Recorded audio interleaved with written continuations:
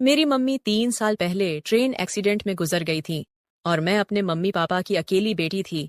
मेरा नाम साहिदा है। हम लोग काफी साल पहले हैदराबाद शिफ्ट हो गए थे। यहाँ हमारे 2-3 फैमिली फ्रेंड्स के अलावा और कोई रिश्तेदार नहीं था। बस हम तीनों अकेले रहते थे। मम्मी के बाद हम सिर्फ 2 रह गए थे। घर में ही पापा ने जनरल स्टोरी की दुकान खोली हुई थी, जिससे हमारी इनकम होती थी। मम्मी के जाने के बाद मुझे भी तन्हाई महसूस होती थी। सुबह मैं स्कूल चली जाती थी। काम वाली सुबह घर की सफाई वगैरह करके खाना तैयार करके चली जाती थी। स्कूल से वापसी पर हम दोनों बाप बेटी साथ खाना खाते थे। मम्मी की कमी बहुत महसूस होती थी। इसी तरह 1 साल गुजर गया।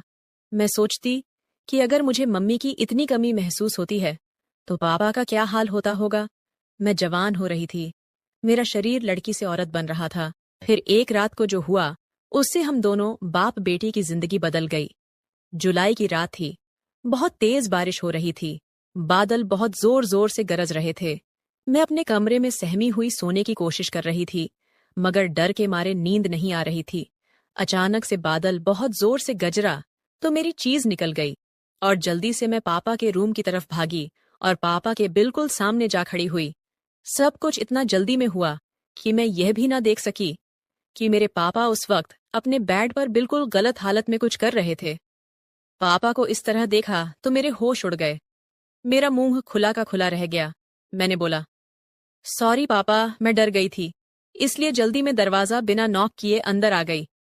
इतनी देर में पापा ने अपने ऊपर बेडशीट डाल ली और घबराकर उठकर बेड पर बैठ गए और बोले, सॉरी बेटा कि तुमने मुझे इस तरह देख लिया। आ जाओ और यहाँ मेरे पास बैठ जाओ। जब बारिश रुक जाए तो चली जाना अपने रूम में। मैंने बोला, मैं अभी चली जाती हूँ पापा, आप डिस्टर्ब होंगे, आप कुछ कर रहे थे। लेकिन पापा ने जवाब देने की वजह मुझे हाथ पकड़कर अपने साथ बेड पर बिठा लिया। पापा, आपने कुछ नहीं पहना, मुझे शर्म आती है। ये कहते हुए मुझे खुद अपने बारे में याद आया कि मैं भी सिर्फ एक पतली टी शर्ट और शॉर्ट्स पहनी हुई थी। जल्दीबाजी में टी शर्ट के अंदर ब्रा भी पहनना भूल गई थी। एक तरफ पापा को मैं उसे हालत में देख चुकी थी और अब वह सिर्फ बेडशीट डाले बैठे थे, और दूसरी तरफ मैं भी उनके बराबर बैठी हुई थी। मेरी सांस फूल रही थी। मुझे उस रात पापा के बराबर बैठकर पहली दफा एहसास हुआ कि मैंने इतनी बड़ी होकर भी अभी तक कुछ नहीं किया था। एकदम कुंवारी थी। अचानक बारिश का शोर और ज्यादा हो गया और साथ ही बादल एक बार फिर बहुत जोर से गरजे। मैं डर के मारे एकदम पापा से लिपट गई। इस तरह लिपटने से पापा की बेडशीट हट गई। मैं कोई 10 सेकंड तक यूं ही लिपटी रही। तब मुझे पता चला कि मैं अपने पापा से लिपटी हुई हूं। मैंने घबराकर पापा से अलग होने की कोशिश की तो पापा ने मेरी कमर से खींचकर मुझे मजबूती से अपने साथ जकड़ लिया और बोले, जानू, ऐसे ही बैठी रहो। पापा से लिपटी हुई। मेरा सर पापा के सीने पर था। पापा, ये आप क्या रहे हैं? मैंने बोला, आज तुम्हारी मम्मी की बहुत याद आ रही है। पापा ने जवाब दिया, जब मम्मी की याद आती है तो आप ऐसे करते हैं। बेटा, वह तुम्हारी माँ थी, लेकिन मेरी बीवी थी, और मियाँ बीवी का रिश्ता अलग तरह का होता है। मैं समझ ही नहीं पापा। मैंने बोला, बेटी, क्या तुम्हें नहीं पता मियाँ बीवी का क्या रिश्ता होता है? पापा ने पूछा। नहीं पापा। मैंने बोला, अब मैं तुम्हें कैसे बताऊं कि मियाँ बीवी में क्या रिश्ता होता है, और इसी रिश्ते की वजह से तुम पैदा हुई और आज तुम यहाँ मेरे साथ बैठी हो। मैंने पूछा, वह कैसे? पापा, मेरी समझ में अब भी नहीं आ रहा था। पापा बोले, शादी के बाद मियाँ अपनी बीवी के साथ कुछ करता है तो फिर 9 महीने बाद बच्चा पैदा होता है। मैं बोली, पापा, अभी भी समझ नहीं आया। पापा बोले, अब इससे आगे मैं जो तुम्हें बताऊंगा उसके लिए तुम्हें भी मेरी तरह कपड़े उतारने पड़ेंगे। क्या तुम तैयार हो? मैं पापा की बात सुनकर पूरी तरह शर्मा गई और कुछ न बोल पाई। मैं कुछ समझ कर बोल पाती उससे पहले ही पापा ने मेरी टी शर्ट निकल दी। आज मेरे अपने पापा जो कुछ भी मेरे साथ करने जा रहे थे, ये मेरी जिंदगी का सबसे अनोखा तजुर्बा था। अब पापा अपनी बेटी के साथ वह करने जा रहे हैं जो पापा मेरी मम्मी के साथ करते थे, और पापा फुल मस्ती में थे। मेरी नजरें पापा की नजरों से मिली और मैंने शर्म से आंख बंद कर ली। आज मैं अपने ही सगे अब्बू से यह सब करवा रही हूँ। हम दोनों बाप बेटी कुछ देर तक लिपटे रहे। फिर पापा ने मुझे रात भर प्यार किया। कुंवारी होने की वजह से पहले मुझे बहुत दर्द हुआ। मैं बहुत रोई और चिल्लाई, लेकिन धीरे धीरे पापा के प्यार करते रहने से मैं ठीक होने लगी। दर्द अब बिल्कुल खत्म हो गया था और उसकी जगह अब मुझे इतना मजा आ रहा था कि मैं बता नहीं सकती। पसीने में हम दोनों नहा चुके थे। तो दोस्तों, यह थी मेरी कहानी। अगर आपको पसंद आई हो तो लाइक कर दीजिए, दोस्तों से शेयर करना ना भूलें। मेरा 20 साल का नौकर रामू हमेशा मेरे आगे पीछे घूमता रहता था। मैंने उसे छोटा समझा था, लेकिन एक दिन उसने मुझसे कहा, मालकिन, मुझे छोटा समझने की गलती मत कीजिए। उस रात जब मैंने उसे देखा तो मैं आश्चर्यचकित हो गई थी, क्योंकि उस रात रामू ने 20 साल के लड़के की तरह नहीं, बल्कि 30 साल के आदमी की तरह मेरा।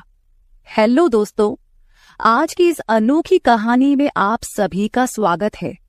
जब से रामू मेरे पास सोने लगा था, तब से मेरे शरीर में बदलाव आने लगे थे। मुझे लगा था कि रामू छोटा है और उसे कुछ समझ नहीं आता होगा, लेकिन धीरे धीरे उसके असली रंग मुझे दिखने लगे। मैंने कभी सोचा भी नहीं था कि 20 साल का लड़का मेरी तरह की 40 साल की महिला को इतना सुख दे सकता है। रामू 20 साल का था। उसे मैं गांव से अपने घर काम के लिए लाई थी। मेरे घर में सिर्फ मैं और मेरा 1 साल का बेटा था।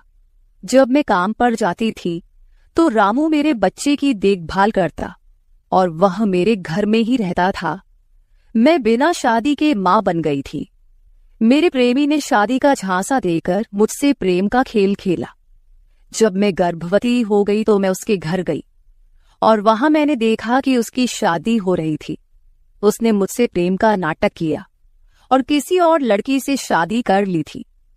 मेरे पेट में पल रहे बच्चे को मारने का मेरा मन नहीं हुआ, और जब मैंने गर्भपात कराने का सोचा, तब तक समय निकल चुका था।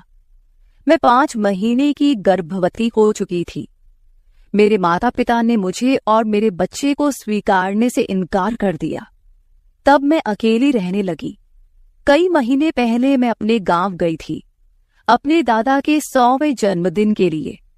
मेरे दादा ने मुझे जन्मदिन का निमंत्रण भेजा था और इसलिए मैं गांव गई थी।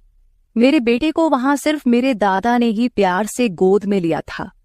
आरव उनके पास खेल रहा था।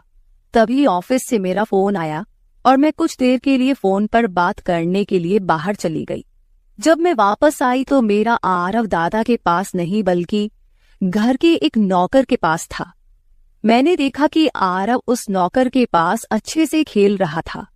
मैंने अपने बच्चे को उस नौकर से लिया और वहां से जाने लगी। तभी उस नौकर ने मुझे रोका। वह कहने लगा, मालकिन, मुझे थोड़ी मदद चाहिए। मुझे पैसे की नहीं बल्कि काम की जरूरत है। उसने अपना परिचय दिया और कहा, मैं रामू हूं। मैं इस घर में गाय भैंस के गौशाले की सफाई का काम करता था, लेकिन अब बड़े साहब गाय भैंस बेचने की बात कर रहे हैं। अगर आपके पास कोई काम हो तो दीजिए। मुझे काम की बहुत जरूरत है। मेरे माता पिता भी मजदूरी करते हैं। मुझे काम की बहुत जरूरत है। तब मैंने कहा, मेरे बच्चे की देखभाल का काम है, लेकिन इसके लिए तुम्हें शहर चलना होगा। इस काम के लिए मैं तुम्हें 5,000 रुपये महीना दूंगी। रामू मेरे साथ शहर आने के लिए तैयार हो गया। आरव उसके साथ अच्छे से रहता था और यह देखकर मैंने रामू को अपने घर लाने का फैसला किया। रामू तब से मेरे घर में ही रहने लगा।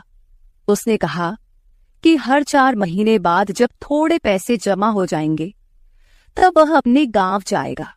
रामू दिन भर मेरे बच्चे की अच्छे से देखभाल करता और घर के कामों में भी मेरी मदद करता। रामू को घर आए 1 महीना हो चुका था और इस 1 महीने में उसने मेरा दिल जीत लिया था।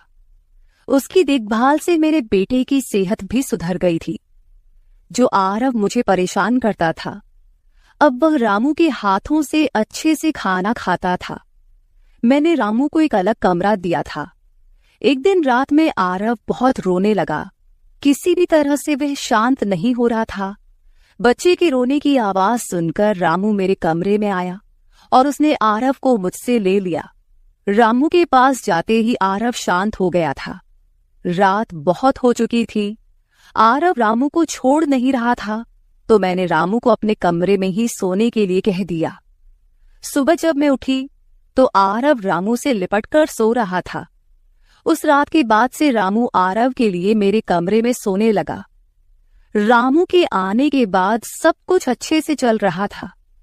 रामू के काम से खुश होकर छुट्टी के दिन मैं उसे मॉल लेकर गई। वहां मैंने उसके लिए अच्छे कपड़े खरीदे और सैलून में जाकर उसकी नई हेयर स्टाइल बनवाई। रामू देखने में अच्छा था, लेकिन वह एकदम साधारण तरीके से रहता था। उस दिन मैंने उसका पूरा लुक ही बदल दिया था। उसे नए अंदाज में देखकर मैं भी उस पर विश्वास नहीं कर पा रही थी। कल तक जो एक साधारण सा नौकर था, वह इतना हैंडसम और स्मार्ट दिख सकता है, इसकी मैंने कल्पना भी नहीं की थी। मॉल से हम घर आए तो आरव आते ही सो गया था। मैंने उसे कमरे में बिस्तर पर सुला दिया और पानी पीने के लिए बाहर जाने लगी। तभी रामू मेरे लिए पानी लेकर आया। पानी पीकर मैंने गिलास रखा और रामू मुझे तब से ही एकटक देख रहा था। जैसे ही मैंने गिलास रखा, उसने मुझे गले लगा लिया। कई सालों बाद किसी पुरुष ने मुझे गले लगाया था। मैंने उसे खुद से दूर किया। तब रामू ने कहा, मालकिन, आपकी वजह से आज पहली बार मैंने खुद से प्यार करना सीखा है। जिंदगी बहुत खूबसूरत है, बस इसे जीना आना चाहिए। आज आपने मेरा कायाकल्प करवा कर मुझ पर बहुत बड़ा उपकार किया है। मैं सच में बहुत अच्छा दिख रहा हूँ। रामू के चेहरे पर खुशी देखकर मैं भी खुश थी। अगले दिन से वह बहुत स्वच्छ और सलीके से रहने लगा था। वह 20 साल का था, लेकिन गांव का लड़का होने के कारण उसकी कद काठी अच्छी थी। वह घर में भी रोजाना कसरत करता था। उसकी लंबाई भी ठीक ठाक थी। मैंने उससे उसकी पढ़ाई के बारे में पूछा था, लेकिन उसने कहा कि अब उसका पढ़ाई से मन उठ गया है। हर सुबह ऑफिस जाने से पहले मैं अपने बच्चे को दुलार कर ऑफिस के लिए निकलती थी।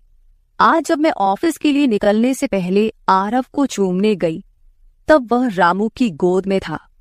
अचानक आरव ने अपनी गर्दन घुमाई और मेरे होंठ रामू के गाल पर जा लगे। मुझे बहुत शर्मिंदगी महसूस हुई। मैंने उससे माफी मांगी और ऑफिस के लिए निकल गई। शाम को जब मैं घर आई, तब भी मैं रामू की आंखों में नजर नहीं मिला पा रही थी। रामू ने आरव को खाना खिलाकर सुला दिया था। फिर हम दोनों ने साथ में खाना खाया। खाना खत्म करने के बाद मैं अपने कमरे में गई। वहां मैं अपनी दवाइयां ले रही थी। मुझे माइग्रेन की समस्या थी, उसी की दवा मैं ले रही थी। दवा लेने के बाद भी मेरा सिर बहुत दर्द कर रहा था। मैं अपने कमरे में सिर पकड़कर बैठी हुई थी। कुछ देर बाद रामू कमरे में आया। मुझे इस हाल में देखकर उसने पूछा कि क्या हुआ। जैसे ही उसे पता चला कि मेरा सिर दर्द कर रहा है, उसने मेरे सिर की मालिश शुरू कर दी। रामू की मालिश से मुझे आराम मिल रहा था। धीरे धीरे मुझे गहरी नींद आने लगी। उस रात मुझे बहुत अच्छी नींद आई थी। अगले दिन हमारे ऑफिस में ट्रेडिशनल डे का फंक्शन था और इसके लिए मैंने गुजराती लुक अपनाने का फैसला किया। मैंने घाघरा पहन लिया था, लेकिन स्कर्ट का नॉट बांधने में मुझे दिक्कत हो रही थी। तब मैंने रामू को कमरे में बुलाया और उससे नॉट बांधने को कहा। नॉट बांधते समय उसका हाथ मेरी खुली पीठ पर से गुजर रहा था। मैंने उसे छोटा समझा था, इसलिए मैंने उसे यह काम करने के लिए कहा था। मेरे पास और कोई विकल्प भी नहीं था। तैयार होकर जब मैं जाने लगी तो रामू ने मुझे रोका और अंदर से काजल लेकर आया। उसने मेरे कान के पीछे काजल लगाया और कहा, मालकिन, अब आपको किसी की नजर नहीं लगेगी। आप बहुत सुंदर लग रही हैं। उसकी बात सुनकर मैं हंसी और चलने लगी। उस दिन शाम को जब मैं घर आई तो मेरे साथ मेरी एक सहेली और उसका प्रेमी भी आया। रामू ने आज बहुत अच्छा खाना बनाया था। मेरी सहेली प्रिया 4-5 दिन मेरे घर रुकने वाली थी। अगले 3 दिन उसका प्रेमी भी मेरे घर पर था।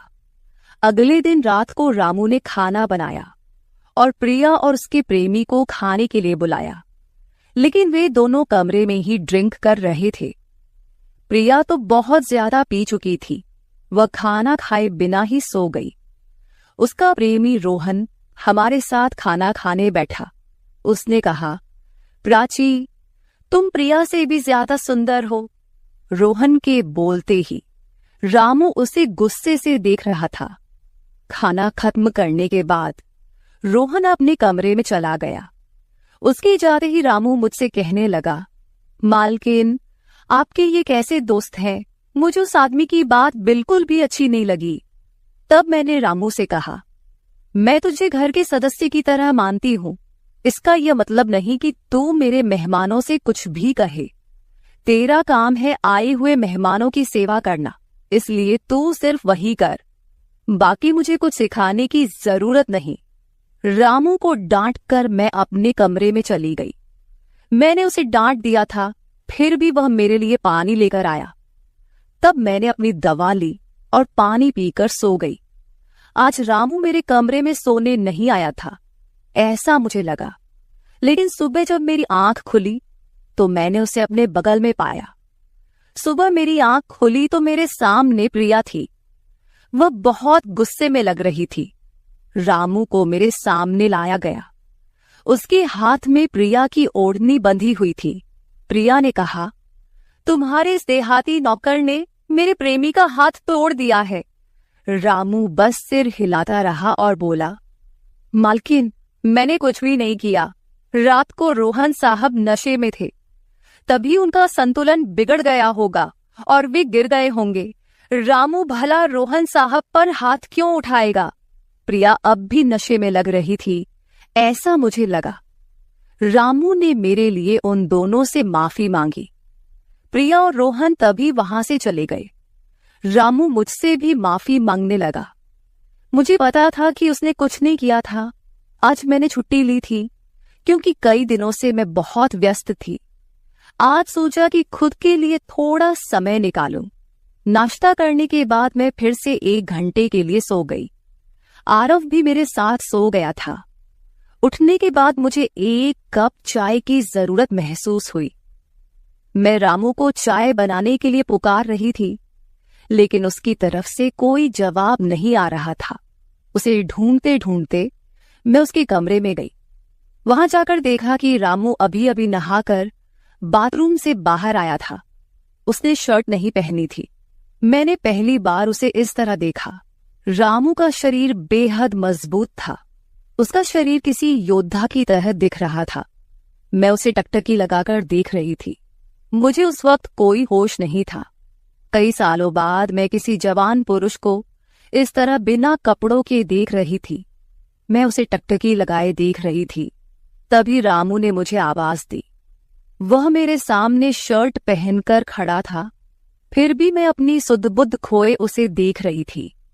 उसने मेरी आंखों के सामने चुटकी बजाई। तब मैं होश में आई और उससे कहा कि मेरे लिए चाय बना दे। आज घर में ही थोड़ा खुद का स्किन केयर करने का सोचा, इसलिए दोपहर के समय मैं अपने कमरे में अपना पार्लर चलाने लगी। उस समय मैंने शॉर्ट्स और गाउन पहन रखा था और मैं अपने पैरों का वैक्सिंग कर रही थी। वैक्सिंग करते समय गलती से मैंने थोड़ा ज्यादा गर्म वैक्स अपने पैर पर लगा लिया, जिससे जलन हुई और मेरे मुंह से तेज आवाज निकल गई। मेरी आवाज सुनकर रामू दौड़ता हुआ मेरे कमरे में आया। उसने मेरे जले हुए पैर को देखा। उसने मेरे पैर से गर्म वैक्स हटाया और वहां क्रीम लगा दी। उसके हाथ बार बार मेरे पैर पर अनजाने में फिर रहे थे और उस वक्त मेरे मन में जो भावनाएं उत्पन्न हो रही थीं, उन्हें व्यक्त करना मेरे लिए मुश्किल हो रहा था। रामू की नजर मुझ पर पड़ते ही मैं दर्द से कराह उठी। मुझे इस हालत में देखकर उसने कहा, बाई साहब, अब आप बस आराम से लेट जाइए। आपको जो भी करना है मुझे बताइए, मैं आपकी मदद कर दूंगा। मैंने उसे मेरे दूसरे पैर का वैक्सिंग करने को कहा। रामू ने जैसा मैंने बताया वैसा ही किया। उसने मेरे चेहरे की मसाज भी कर दी। उसके स्पर्श से मुझे बहुत आराम मिला। आज का छुट्टी का दिन मेरे लिए आरामदायक बीता। रामू में हर गुण भरा हुआ था। वह किसी भी काम में पीछे नहीं था। आज रात मैंने उसे मेरे कमरे में सोने के लिए मना कर दिया। दिन भर मैं घर में नहीं होती, कम से कम रात को तो मुझे मेरे बच्चे के साथ अकेले समय बिताना चाहिए। हर बार रामू का आना मुझे पसंद नहीं था, इसलिए मैंने उसे कमरे में सोने के लिए मना कर दिया। इस तरह दिन बीतने लगे। कुछ दिनों तक रामू के बिना आरव रात को सो नहीं पाता था, लेकिन धीरे धीरे उसने रोना बंद कर दिया। मुझे अपने अंदर कुछ बदलाव महसूस होने लगे थे। सुबह उठते ही मेरा शरीर बहुत दुखने लगता था। अचानक ये सब क्यों हो रहा है, समझ नहीं आ रहा था।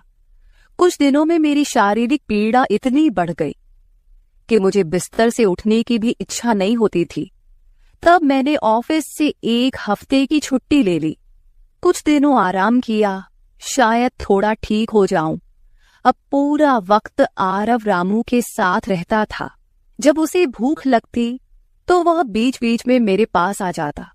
आज मैं अपनी कमर पकड़कर बैठी थी। रात को रामू पानी लेकर मेरे कमरे में आया। मेरी कमर पर हाथ देखकर उसने समझ लिया कि मुझे बहुत तकलीफ हो रही है। रामू ने कहा, बाई साहब, अगर आपको कोई आपत्ति ना हो तो मैं आपकी कमर की मालिश कर देता हूं। मेरी कमर इतनी दुख रही थी कि मैंने उसकी मालिश के लिए हाँ कर दी, लेकिन उससे पहले मैंने अपने कमरे की लाइट बंद कर दी। छोटे 0 बल्ब की रोशनी में मेरी कमर उसे नहीं दिखेगी, इसलिए मैंने कमरे की बड़ी लाइट बंद करके 0 बल्ब जला दिया। वह जब मालिश कर रहा था, मुझे बहुत आराम मिल रहा था। मालिश करने से मेरी पीड़ा जैसे झट से गायब हो गई थी। मालिश करते समय रामू ने मुझसे पूछा, बाई साहब, आपको आरव के पिता की कभी याद नहीं आती? आप इतनी सुंदर और जवान होकर भी अभी तक अकेली क्यों हैं? उसके सवाल का मेरे पास कोई सही उत्तर नहीं था। मैंने उससे कहा कि शायद तुम्हारे सवाल का उत्तर मेरे पास नहीं है। उस सवाल पर वहीं विराम लग गया। रामू की मालिश से मुझे अच्छी नींद आ गई थी। अगले 2 दिन बाद वह तारीख थी जब मैंने अपने प्रेमी से मुलाकात की थी। आखिर वह दिन आ ही गया। उस दिन मैंने दिन भर अपने मन को किसी न किसी काम में व्यस्त रखने की कोशिश की, लेकिन रात के अंधेरे में मुझे अपने प्रेमी की बहुत याद आ रही थी। आज वह मेरे साथ नहीं था, लेकिन वह मेरे बच्चे का पिता था। आरव को देखकर मुझे रोज उसकी याद आती थी और आज मैं अपनी भावनाओं को छुपा नहीं पाई। मैं अपने कमरे में जोर जोर से रोने लगी। आरव पास में सो रहा था, इसका भी मुझे ध्यान नहीं रहा। मैंने आज अपनी दवाइयां भी नहीं ली थीं। रामू पानी लेकर मेरे कमरे में आया। मुझे रोते हुए देखकर उसने मुझे पानी पिलाया। जब मैं शांत हुई तो उसने मुझे दवाइयां दी। मेरे रोने की आवाज से आरव हल्का हिलने लगा। वह जाग न जाए, इसलिए रामू मुझे अपने कमरे में ले गया। वहां जाकर मैंने उसे कसकर गले लगा लिया।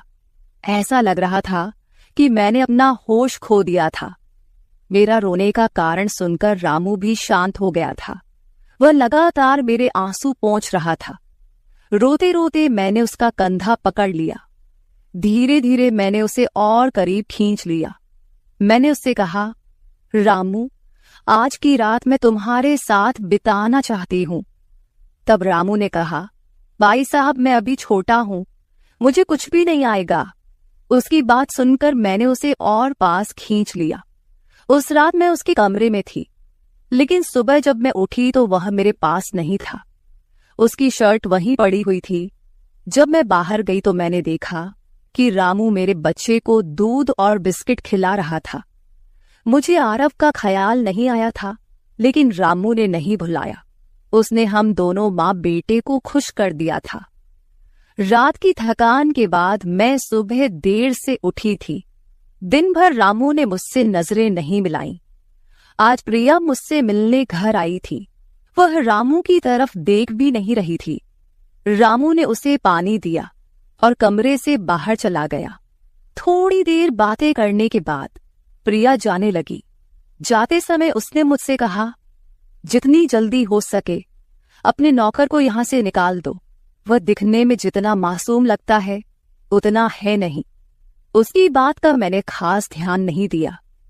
रोज की तरह रात को खाना खाने के बाद रामू ने मुझे पानी का गिलास मेरे कमरे में लाकर दिया और उसने आरव को भी सुला दिया था। आरव आज बाहर हॉल में झूले में सो रहा था। रामू उसकी देखभाल कर रहा था। मैंने अपने कमरे की लाइट बंद कर दी और सो गई। कुछ समय बाद मुझे आरव की आवाज सुनाई दी। उसकी आवाज से मेरी नींद खुली। मैं उठने वाली थी कि तभी उसकी रोने की आवाज बंद हो गई। कुछ समय बाद मुझे अपने कमरे का दरवाजा खुलने की आवाज सुनाई दी। मैं चुपचाप सब देख रही थी। रामू मेरे कमरे में आया था। उसने मेरे पास आकर यह देखने की कोशिश की कि मैं सो रही हूं या नहीं, और फिर उसने मेरा मोबाइल उठाया। उसकी वह खोजबीन देखकर मैंने जल्दी से कमरे की लाइट ऑन कर दी। मुझे जागता हुआ देखकर वह चौंक गया। मैंने उसके हाथ से अपना मोबाइल छीन लिया। मैंने उससे कहा, रामू, यह सब क्या चल रहा है? तुम इस वक्त यहां क्या कर रहे हो? वह कुछ नहीं कहकर वहां से जाने लगा, लेकिन मैंने उसे इतनी आसानी से छोड़ने का इरादा नहीं किया था। मैंने उसे उसका वीडियो दिखाया जिसमें वह प्रिया के बॉयफ्रेंड पर हाथ उठा रहा था। उस दिन रोहन के मोबाइल का कैमरा गलती से चालू रह गया था और उसमें उनकी हाथापाई रिकॉर्ड हो गई थी। सुबह जब प्रिया मुझसे मिलने आई थी तब उसने मुझे वह वीडियो दिखाया था और तब से मैं रामू पर नजर रख रही थी। रामू, तुमने झूठ क्यों बोला? तुमने रोहन पर हाथ क्यों उठाया? तब उसने कहा, जो भी आप पर बुरी नजर डालेगा उसके साथ मैं यही करूंगा। मालकिन, उस रात जब रोहन नशे में था वो आपके कमरे में आया था। वो आपके साथ कुछ गलत करने की कोशिश कर रहा था और इसलिए मैंने उस पर हाथ उठाया।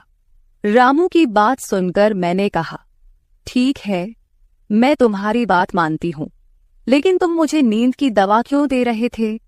आज मैंने तुम्हें मेरे पानी में दवा मिलाते हुए देखा है। तुम्हारी नजर मुझ पर थी और तुम जो चाहते थे वह मैंने तुम्हें दे दिया है। अब अपना हिसाब करो और गांव निकलो। मेरी बात सुनकर रामू बोला, मालकिन, आप जैसा सोच रही हैं वैसा कुछ भी नहीं हुआ है। कल रात मैंने आपके साथ कुछ भी गलत नहीं किया। मैंने आपके पानी में नींद की दवा मिलाई थी जिससे आप मेरे पास आते ही सो गई थीं और मुझे आपके साथ कुछ भी गलत नहीं करना था। कुछ दिन पहले मैंने आपको रात में फोन पर बात करते हुए देखा था। मैंने आपकी बातें सुनी थी। आप फिर से अपने उस प्रेमी से मिलने की तैयारी कर रही थी। आपकी मुलाकात आपके ही घर में तय हुई थी। मुझे यह सब पता था। आप उससे ना मिले, इसलिए मैं आपको रात में नींद की दवा दे रहा था। वह व्यक्ति अब भी आपको धोखा दे रहा है। वह आपसे झूठ बोल रहा है। वह आपके बच्चे को आपसे छीनने के लिए आपके करीब आ रहा है।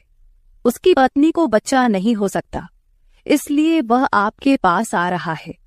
उसने अपनी पत्नी को तलाक नहीं दिया है। वह आपसे झूठ बोल रहा है। रामू, तुम हो कौन? तुम्हें यह सारी जानकारी कैसे मिली? तब उसने कहा, आपके बाबा साहेब ने मुझे आपका फोटो दिखाया था। मुझे आप पहली नजर में ही अच्छी लगी थी, लेकिन बाबा साहेब ने यह भी कहा था कि आप शादी के खिलाफ हैं। तब मैंने उनके साथ मिलकर यह प्लान बनाया। आपके दिल में अपनी जगह बनाने के लिए मैं यहां आया था, लेकिन यहां आने के बाद मैंने देखा कि बहुत से लोग आप पर बुरी नजर रखते हैं, इसलिए मैंने आपकी सुरक्षा करनी शुरू कर दी।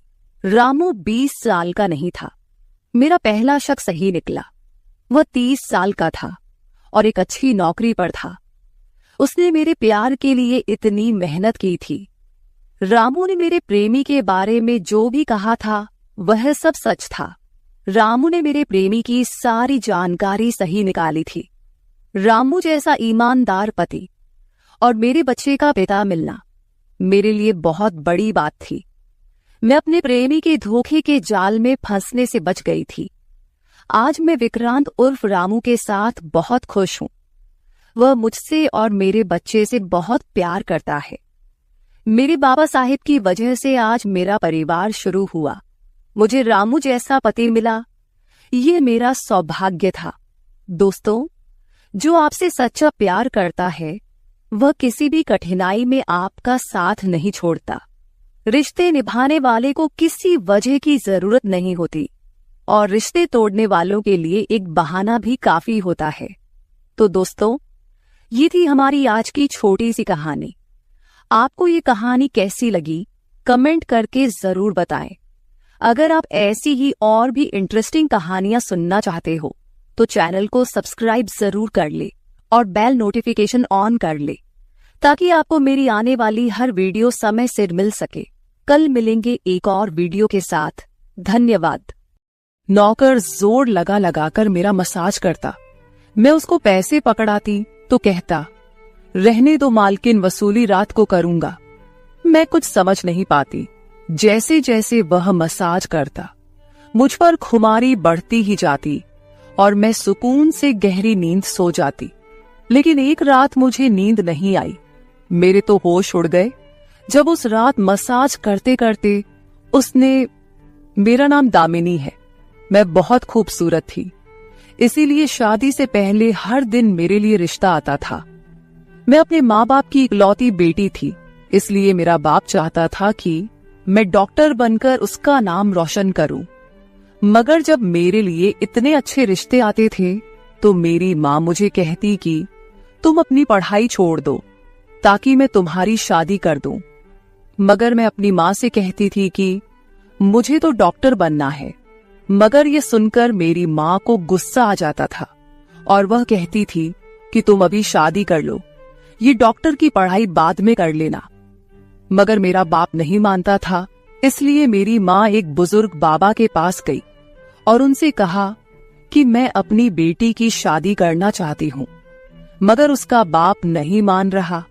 कोई ऐसा ताबीज दो कि उसका बाप शादी के लिए फौरन मान जाए। उस बुजुर्ग ने मेरी माँ से 2000 रुपए लिए और ऐसा ताबीज दिया कि मेरा बाप मेरी शादी के लिए फौरन मान गया। ये रिश्ता दरअसल मेरे बाप के दोस्त ने अपने बेटे के लिए मांगा था और कहा कि आपकी बेटी शादी के बाद भी डॉक्टर बन सकती है। ये सुनकर मेरे बाप ने उससे शादी के लिए फौरन हाँ कह दिया और मैं विदा होकर अपने ससुराल आ गई। मेरे ससुराल वाले बहुत अमीर थे, इसलिए मैं और मेरे पति अलग घर में रहते थे। मेरा पति अपने बाप का बिजनेस संभालता था, इसलिए वह सुबह से शाम तक बिजी रहता था। मैं उसके घर गई तो वहां का ऐशो आराम देखकर मैं चौंक गई। मेरे पति ने मेरी सेवा के लिए कई नौकरानियां रखी हुई थी, मगर उसका एक नौकर धीरे धीरे मेरे करीब आने लगा। उस नौकर ने मुझसे कहा कि मैं यहाँ काफी सालों से काम कर रहा हूँ और आपके ससुराल वाले मुझे बिल्कुल घर के मेंबर की तरह ही समझते हैं। ये सुनकर मैंने भी उसे खास अहमियत देना शुरू कर दी। वह एक दिन मेरे कमरे में आ गया। मैं अभी तक बिस्तर में लेटी हुई थी। उसने मुझे थका थका देखा तो कहने लगा कि आप लेटे रहो, थक गई होगी।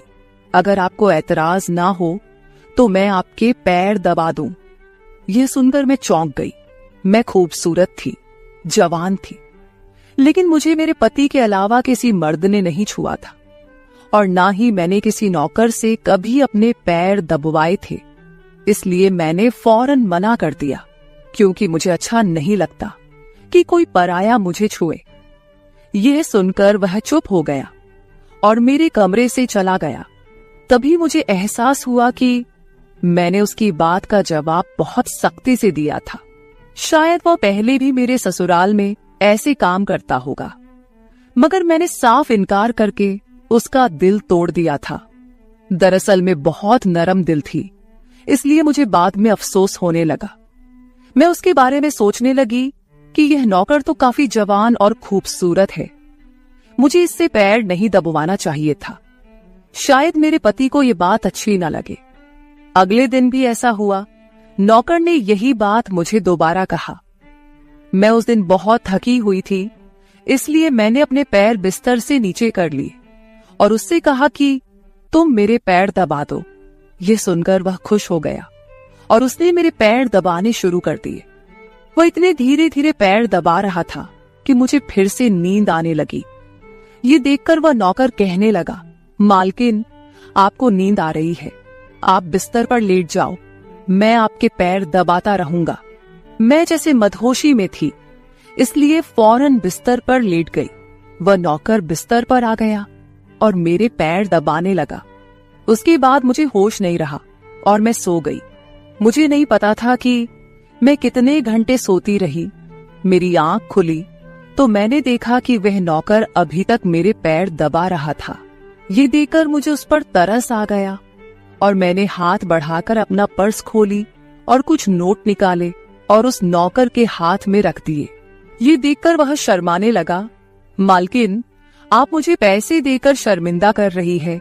मेरी सैलरी अच्छी है, मुझे इन पैसों की जरूरत नहीं है। ये सुनकर मैंने उससे कहा कि यह पैसे तुम्हारी मेहनत के हैं। ये सुनकर उस नौकर ने मुझसे वह पैसे लिए और मेरे कमरे से निकल गया। मेरा पति रात को देर से आता था, इसलिए मैंने शाम को फिर उस नौकर को अपने कमरे में बुलाया और उसे कहा कि तुम्हारी मालिश से मुझे बहुत अच्छी नींद आती है, इसलिए जब तक मेरा पति घर नहीं आ जाता तब तक तुम मेरे कमरे में ही रहना। शायद नौकर को पैसे का लालच आ गया था, इसलिए वह मेरी बात सुनकर खुश हो गया और कहने लगा, मैं तो आपका मामूली सा नौकर हूँ, जैसा आप कहोगे मैं वैसा ही करूंगा। आपके पैर दबाता रहूंगा ताकि आपकी थकान उतर जाए और आपको सुकून मिले। ये सुनकर मैंने उससे कहा कि तुम्हारे हाथों में जादू है, इसलिए तो मेरी सारी थकावट उतर जाती है। एक दिन नौकर ने मुझसे कहा कि आपकी सास भी कभी कभी मुझसे मसाज करवा लेती थी। ये सुनकर मैं चौंक गई। मुझे मेरी सास ऐसी नहीं लगती थी, मगर वह नौकर झूठ बोलने वाला नहीं लगता था। मुझे ससुराल आए 1 महीना होने वाला था, इसलिए मैंने नौकरों को परख लिया था। वह मुझे हर बात सच ही कहता था। मेरे घर में नौकरानियां भी काम करती थी, मगर वह झूठी और बेईमान थी। वह मुझसे जो बात सुन लेती थी उसे पूरे मोहल्ले में मशहूर कर देती थी, इसलिए मैं उन्हें अपने कमरे में नहीं आने देती। ये नौकर इस घर का पुराना नौकर था, इसलिए मैं उस पर भरोसा करती थी।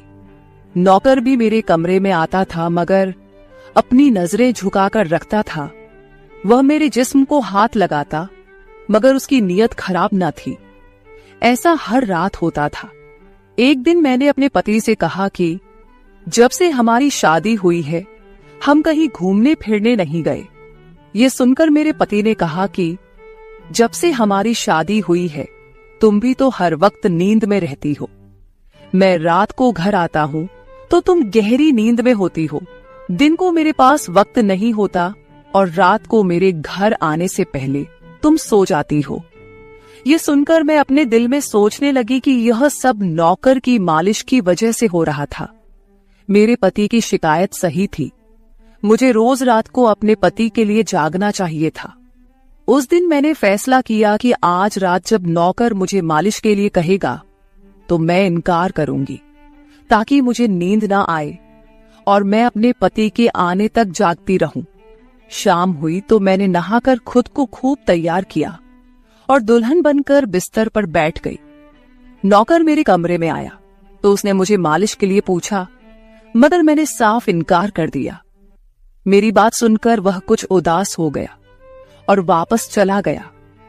कुछ देर बाद नौकर मेरे कमरे में आया तो उसके हाथ में दूध का गिलास था।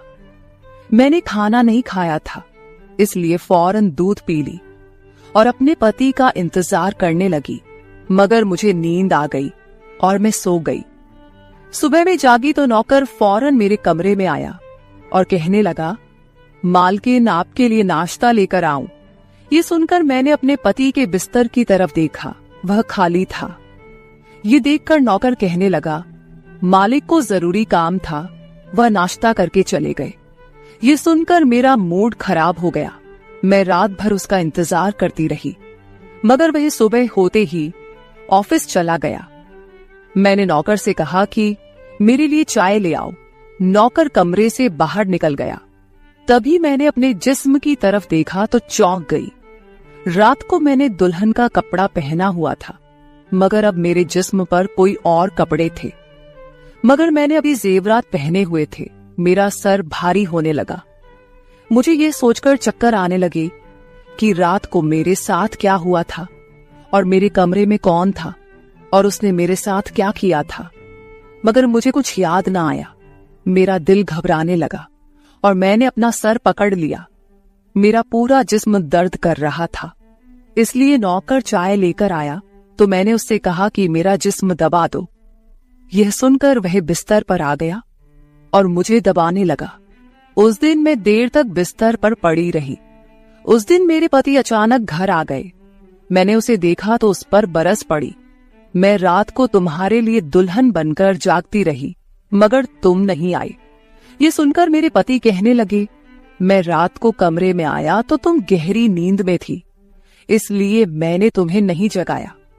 ये सुनकर मैं चौंक गई, मगर मेरे कपड़े किसने बदली किए और नींद पूरी होने के बावजूद मेरा जिस्म क्यों दर्द कर रहा है। मैं उलझ गई थी। मेरे पति कहने लगे, अच्छा ठीक है, मूड खराब करने की जरूरत नहीं है। मुझे आज रात एक काम के सिलसिले में बाहर जाना है, इसलिए देर हो जाएगी, मगर अभी मेरे पास 3-4 घंटा फ्री है। अगर तुम कहो तो हम अभी कहीं बाहर जा सकते हैं। ये सुनकर मेरा मूड खुद ब खुद ठीक हो गया और मैं सारी रात वाली बातों को भूलकर खुश हो गई। शादी के बाद यह पहला मौका था कि मैं अपने पति के साथ कहीं बाहर जा रही थी। मैं जल्दी जल्दी तैयार होने लगी, जबकि मेरा पति गाड़ी में बैठकर मेरा इंतजार करने लगा। उस वक्त नौकर मेरे कमरे में आ गया और मुझसे पूछा, मालकिन आप कहीं जा रही हैं क्या? ये सुनकर मैंने उससे कहा कि हाँ, मगर तुम क्यों पूछ रहे हो? ये सुनकर नौकर कहने लगा, मैं आपका नौकर हूं, मगर आपको यही सलाह दूंगा कि आप बाहर नहीं जाओ, क्योंकि आपका जिस्म थक जाएगा। ये सुनकर मुझे गुस्सा आ गया और मैंने उससे कहा कि तुम मेरे नौकर हो, मेरे पति बनने की कोशिश मत करो। ये कहकर मैं बाहर चली गई। न जाने मुझे किस बात पर गुस्सा आ गया था। मैंने उस नौकर को खूब खरी खरी सुना दी। वह भी अपनी औकात जान गया था। तभी तो मैं जब घर आई तो वह मेरे सामने नहीं आया। मेरे पति मुझे गेट पर उतारकर वापस बाहर जा चुके थे। जबकि मैं अंदर आई तो मेरा सारा जिस्म बुरी तरह दुख रहा था। शायद मेरे जिस्म को मालिश की आदत हो गई थी। तभी तो रात होते ही वह मालिश के लिए तड़पने लगता था, लेकिन मैंने उस नौकर को नाराज कर दिया था, इसलिए आज वह मेरी मालिश करने नहीं आया। मगर मुझे उसकी जरूरत थी, इसलिए मैंने एक नौकरानी को बुलाया और उस नौकर को बुलाने को कहा। थोड़ी देर गुजरी थी कि वह नौकर मेरे कमरे में आ गया, मेरे बिस्तर पर बैठ गया और चुपचाप मेरे पैरों को दबाने लगा। ये देखकर मुझे शर्मिंदगी हुई। मैंने उसे इतना बुरा भला कहा, मगर उसने मेरी बात को बिल्कुल बुरा नहीं माना। मैंने उसे चुप देखा तो कहने लगी, मुझे उस वक्त पता नहीं क्या हो गया था, इसलिए मैंने तुम्हें खरी खरी सुनाई। मैं इतने दिनों के बाद अपने पति के साथ कहीं बाहर जा रही थी, इसलिए मुझे तुम्हारा टोकना अच्छा नहीं लगा, इसीलिए मुझे माफ कर दो। मैं उसकी मालकिन थी और उसे इस काम के पैसे देती थी, मगर अब भी मुझ में इंसानियत जिंदा थी, इसलिए मैंने मालिक होकर भी नौकर से माफी मांग ली, क्योंकि वह भले ही नौकर था, मगर वह एक इंसान भी तो था। मेरी बात सुनकर वह नौकर कहने लगा, मैं आपका नौकर हूं, इस काम के लिए मैं आपसे सैलरी लेता हूं, इसलिए आपको हक है, आप जो चाहे मुझे कह दे। ये सुनकर मैं चुप हो गई, मगर मैंने सोच लिया था कि आइंदा इससे ऐसा कुछ नहीं कहूंगी। वह उस रात देर तक मेरी मालिश करता रहा और फिर मुझे नींद आ गई। मुझे नहीं पता था कि नौकर मेरे कमरे से कब निकला और कब मेरे पति घर पर आए। मैं सुबह उठी तो मेरा पति बाथरूम में था और बाहर जाने के लिए तैयार हो रहा था। मैं उसे हैरानी से देखने लगी। पता नहीं आजकल मुझे क्या हो रहा था। नौकर की मालिश से मुझे इतनी गहरी नींद आती कि मुझे किसी बात का होश ना रहता था। मुझे इस बात का भी पता नहीं चलता था कि मेरा पति कब कमरे में आता था। मैं सोचने लगी कि इस नौकर की मालिश में ऐसा क्या जादू था कि वह मेरे पति के आने से पहले ही मेरी मालिश करता, तो मैं अचानक गहरी नींद में सो जाती थी। सुबह जब मैं उठती तो मेरा सर भारी महसूस होता और मैं चलने फिरने के काबिल नहीं रहती। मगर यह बात मैंने अपने पति को नहीं बताई, क्योंकि मैं नहीं चाहती थी कि ये बात मेरे पति को पता चले कि मैं उस नौकर से मसाज करवाती थी। एक दिन मेरा पति दिन के वक्त घर पर ही रहा। मैंने नौकर से घर के सारे काम करवाए, अपने कमरे में नहीं आने दिया। नौकर भी घर के सारे काम करता रहा और मसाज वाली बात किसी के सामने अपने मुंह से नहीं निकाली। मैं भी चाहती थी कि यह बात किसी को पता ना चले। इस दौरान जब मेरा पति घर से बाहर जाता था, मैं उस नौकर को कमरे में बुला लेती थी। मगर एक दिन मेरा पति अचानक ही घर आ गया और मैं कमरे में थी। यह देखकर मैं बहुत घबरा गई और सोचा कि पति के आने से पहले नौकर को भगा दूं। मगर यह नौकर भी बड़ा समझदार था। मेरे पति के आने से पहले दूसरे काम पर लग गया और मेरे पति को कुछ पता नहीं चला।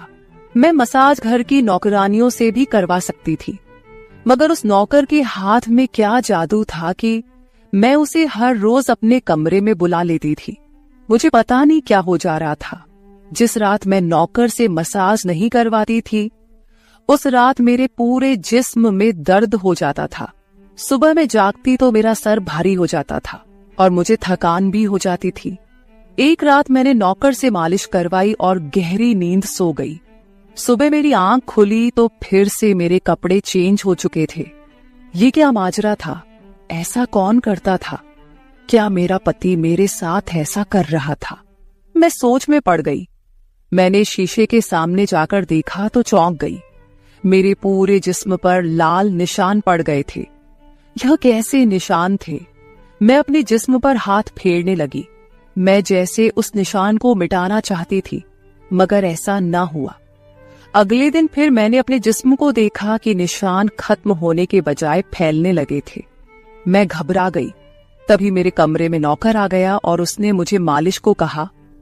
मैं उस निशान को छुपाना चाहती थी, इसलिए उसे कहा कि आज तुम सिर्फ मेरे पैर दबा दो।